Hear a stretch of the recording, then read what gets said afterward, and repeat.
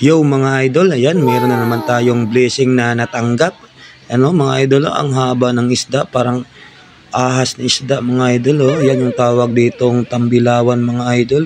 Sa inyo dyan mga idol, comment nyo nga kung ano tawag sa inyo dyan. Baka iba naman yung pangalan pagdating sa inyo dyan. O, tingnan nyo, napakahaba. Ayan. So yan yung mino natin ngayon. Kaya hihiwain na natin yan at lilinisin at lutuin mga idol. Siyempre bago ko gusto ko lang i-shout out si Mama Marivic dyan sa Tangalan, Aklan.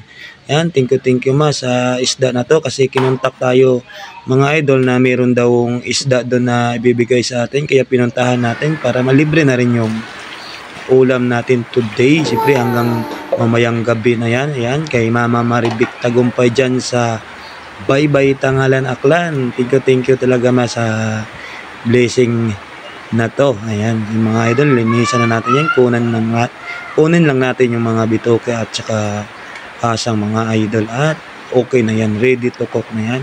Ayan, yan yung blessing natin ngayon. Siyempre, thank you Lord. Ayan, makalibre na naman tayo. At pagkatapos yung linisin mga idol, agad-agad akong nagpakulo ng mga pangsahog natin. Kamatis, sibuyas, bawang lang yan mga idol.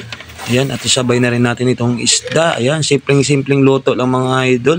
Kasi fresh naman yung isda na yan. Ayan, lagyan na natin ng magic sarap, pang dagdag, pampalasa, yung asin na pampaalat, pampagana sa kanin yung mga idol. At saka pakuluan lang natin ulit. Saka haluan lang natin ng malunggay yan mga idol. At isang kulo lang yan mga idol. At okay na yan. Yan yung napakasimpleng mga idol, luto at mabilisan. Ayan. At syempre yung mga maliliit na isda na ito mga idol, halo-halo na yan. May yung dilis o tulisan, may mga maliliit na pusit o may laplap kung tawagin dito sa amin. Ayan. Nilagyan ko na rin ng sibuyas at bawang mga idol, magic sarap at asin mga idol. Ayan, pampalasa at saka suka mga idol, at nilagyan ko na rin yan ng pamintang durog mga idol. Ayan yung sa paksiwin natin. Yan, napakasimple. At yung iba hindi pinipansin yung mga ganitong isda, pero sa akin yan mga idol, the best yan mga idol. The best talaga sa kanin yan. Ayan. At syempre makakatipid pa tayo. Tara mga idol, lunch na tayo. Ito na yung paksiw natin, no. Yan lang muna yung kainin natin. Yung iba, reserva, ipamigay din natin dun sa kapitbahay natin. Tsaka tingnan nyo yung isda mga idol, naninilaw sa taba, parang may mantika lang, pero wala namang mantika yan mga idol. So tara, lunch na tayo mga idol kasi 11:25 AM na rin mga idol. So tara mga idol, sabaw, tama talaga yung sabaw kasi maulan ngayon eh. Wow. Sarap mga idol.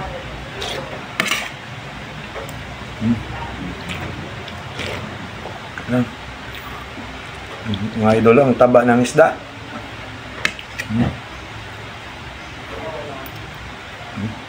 Mga idol.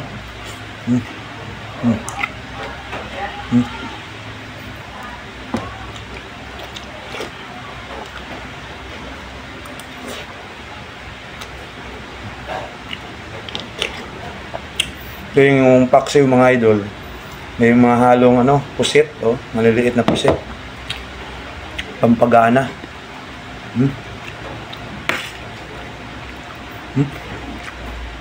Parang lasang adobo lang yung paksiw natin.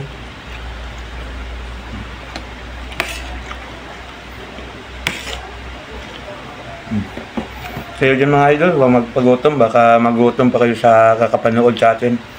Thank you mga idol.